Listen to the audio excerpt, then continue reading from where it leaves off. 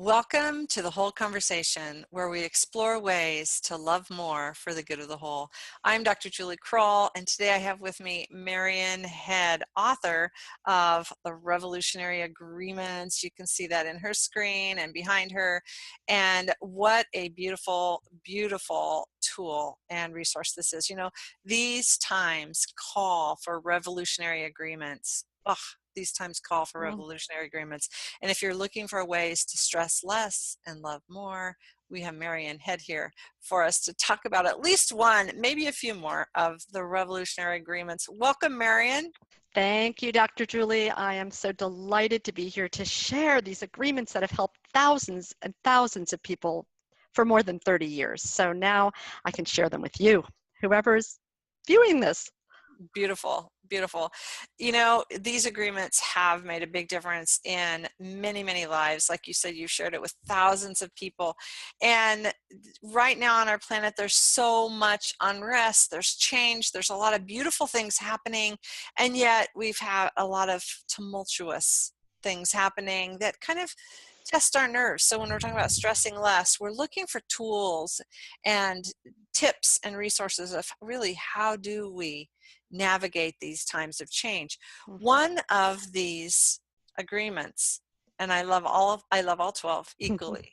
And I'm practicing one, maybe I'll tell you which one that is later, but one of them that's so appropriate today is respect our differences. Marian, tell us a little bit more about respect our differences. Well, usually I'm helping people to respect differences among their closest friends and people at home, at work, because it's the mundane, everyday differences that can get under our skin and create stress.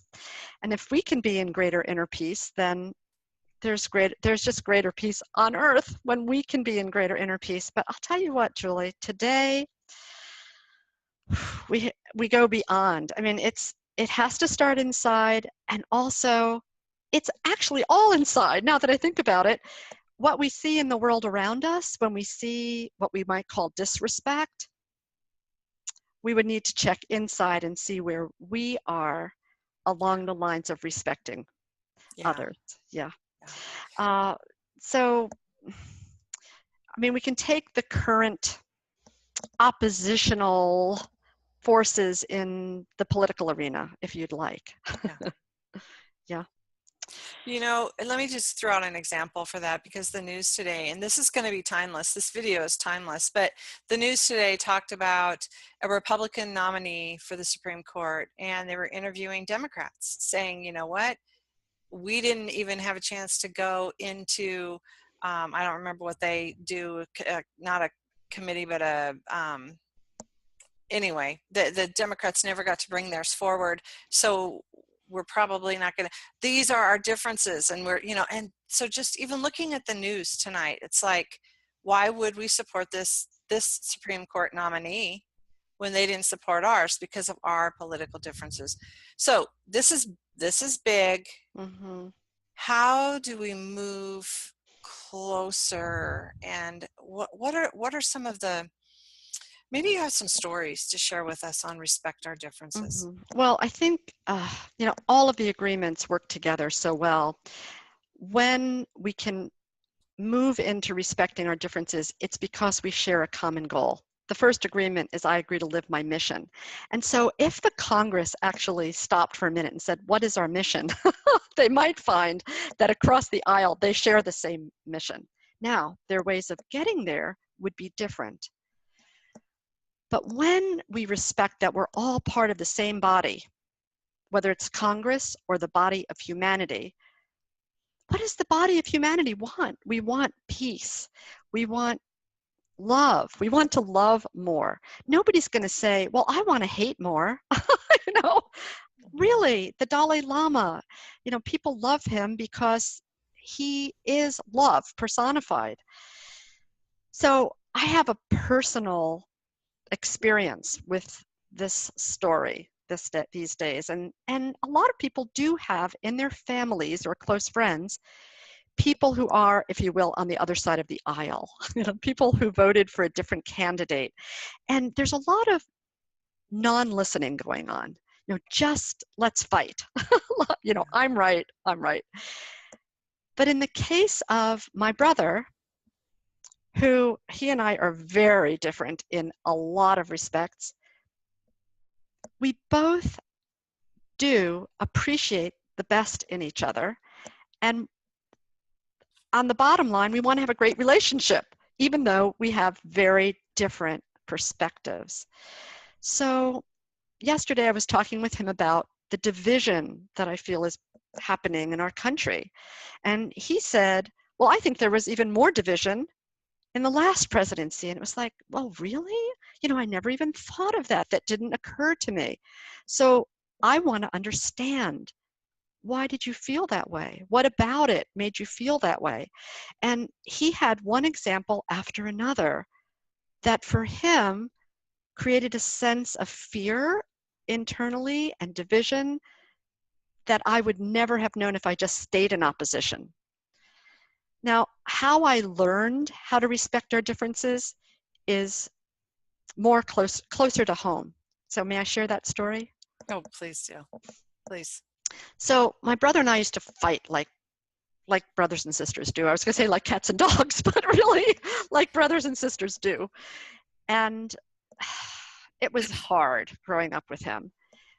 And as we got older and things became more important and even more different, we struggled with each other. However, we found a common mission. And our common mission is to help our mother to have the longest possible high quality of life that she can have.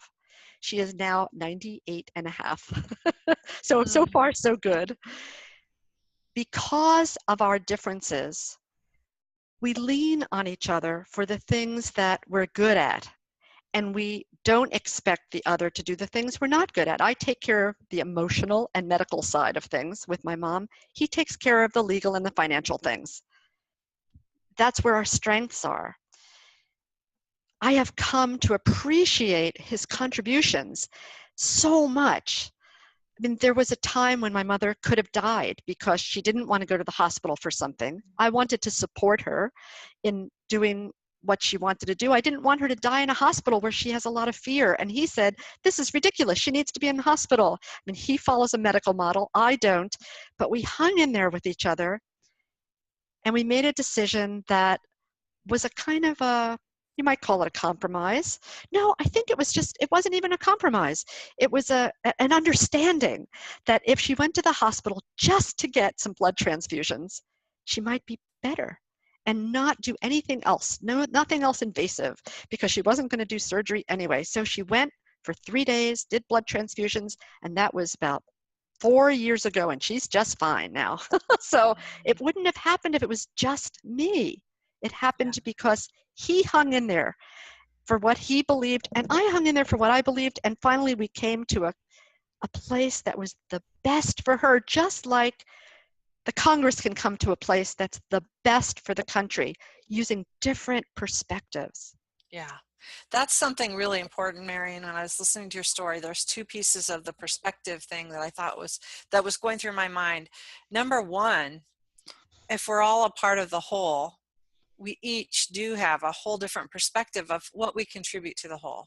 So if we're just looking at the piece of the pie, and if you think of the wheel coming with different spokes, if I'm this piece over here and you're this piece over here, I'm only seeing this piece. Mm-hmm. So there's our wholeness there. The other piece that I got was the perspective from and I don't want to say geographic because I'm really thinking about consciousness, but there are those who see things really close up, microscopic, the microscopic view of what's going on.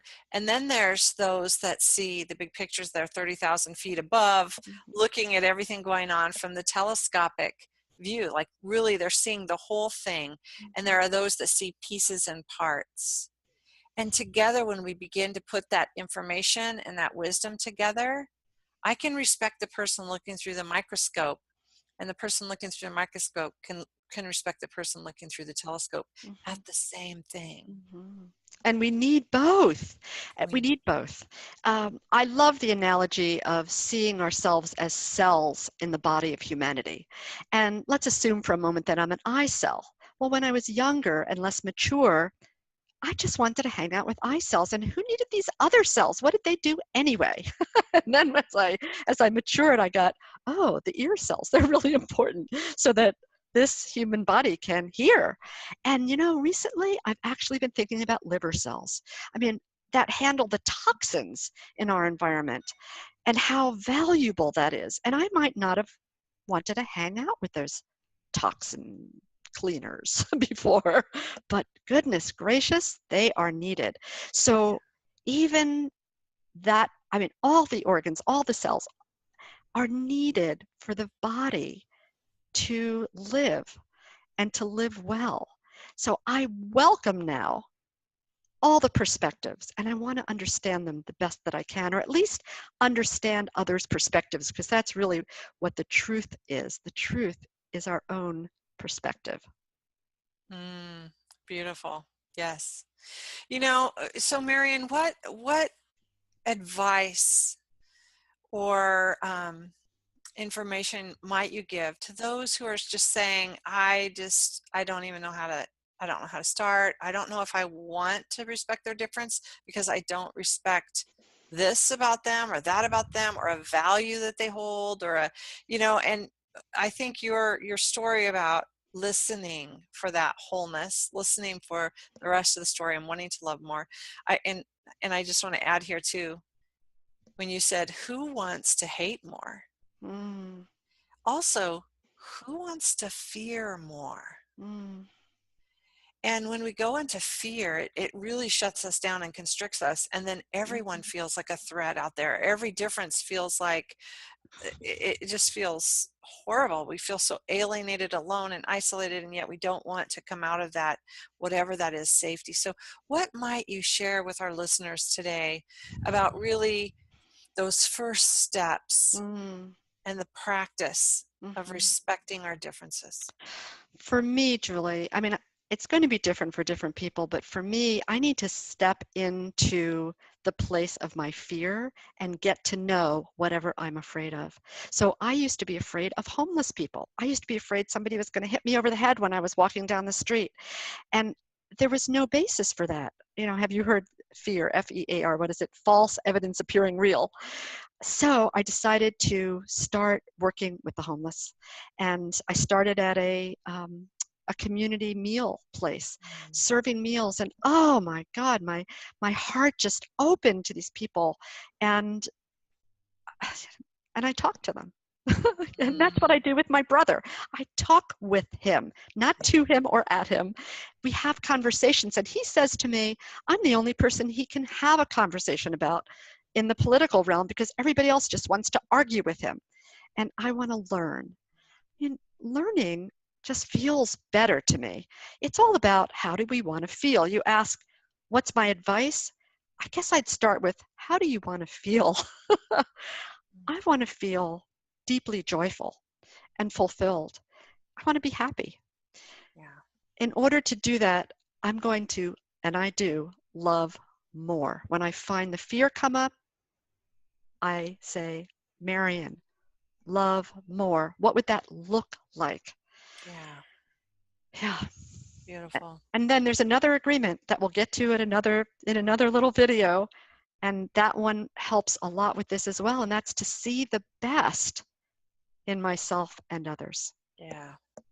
I want to just put an exclamation point on one of yours videos because I think it's really important when you talked about listening to your brother and really the outcome of really we're moving out of fear and we're learning how to love more. And I have a really good example of respect our differences. Do you want to hear one of my stories? Please, yes. Okay, it was recent and it was really moving to me. And I haven't asked permission to share the story, but I know my nephew would be really honored that I did share it. So my nephew, my daughter, and my husband and I are driving to the lake in one vehicle, and so we're there. And we start. He's he has a degree in agronomy, and he's been working with agronomists who are treating the soil, and it's fun to watch him. He's just out of school, and he's so knowledgeable. And and he used to be just my little nephew, young nephew. And so we were talking about farming, and I brought up organic and corporate farming, and some concerns that I have. And he was like, that'll never work because, at first it was like opposition. We have Mm-hmm. differences. How are we going to respect our differences? Because I'm saying, you know what, look what we're doing with water, look what we're doing with and he's saying, no, like practical. And I said, help me understand that. And he was brilliant, sharing what we've done with our soil, what is going on with our topsoil, where the nutrients are, how they've been depleted, just things that I've never even thought about. Now, I know there's a compromise between us as far as globally looking at farming and agriculture in our country, but his wisdom opened my eyes to something brand new. So there's also the discovery factor that if Mm-hmm. we do listen to those other perspectives, we can learn and grow and expand our own. So thank Mm-hmm. you for that invitation. You're welcome. And it's not a forced listening, like I have to listen. The listening comes from the desire to have relationship first, to have love first, and last. It's like, what Yeah. is it we choose for our life? What kind of experience do we want to have while we're alive? It doesn't mean we don't speak up for what we believe in, but we do it from a place of love. Yeah. Yeah. Thank you. I love this agreement right here, and it's so poignant to what's going on. And I just remember listening to some experts who are working politically just saying, we're not asking them to agree. We're just asking them to take one step toward the other. That's all. And if they can listen to each other enough and respect the differences enough to just take one step forward, that's a success, and it's a start. Yeah. And the best would be not compromise, but synergy. I mean, imagine if they kept going back to what's our common mission? What's our common Yeah. goal? Whether it's a small one that on something, some issue they're working on, or the biggest possible one. Peace on earth. Is there anybody who doesn't want peace on earth? I don't think so. I went to high school with a man who is the former chief of staff of the Air Force, and those people want peace.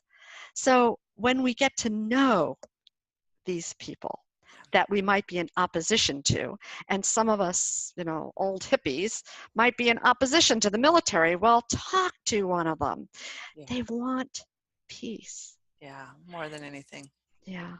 So So I just want to bring this conversation. I could talk to you forever, but I would just want to bring this conversation back into the good of the whole. And when you were talking about the human body, um, I was really just thinking of the whole. And when we talk about the synergy, the social synergy that happens when we are more whole, when all of the cells of our body are working together for harmony, not to all be the same. We mm-mm. have wholeness, we have health. And the same thing that can happen with our respecting our differences is that we begin to listen to different pieces, and literally the designing intelligence of the universe can come in and work within all of us Mhm. together synergistically. So any last words you have Well, I for, love the word harmony that you just used, because it made me think of a symphony orchestra, which yeah, is made up of many different parts and all the things that go into making them and the different talents and skills and the materials. It's so different. So yeah, it's like, if I'm a drummer, that's not better than if I'm a violinist. But we yes, need both. And how do we be in harmony? yeah, Not by giving up who we are, but by being who we are and having a common mission or goal, beautiful. vision. Yeah. Beautiful. I love that common mission thing. Marian, this was so beautiful and so helpful. Thank you. And listeners, I just want to remind you to go down to the description. There's going to be links, Marian's bio, and there are so many more agreements. Hopefully we'll get to many of them really soon for you. Again, we're talking about the revolutionary agreements, and you've been listening to the whole conversation. Thanks for joining us. Bye for now. Bye.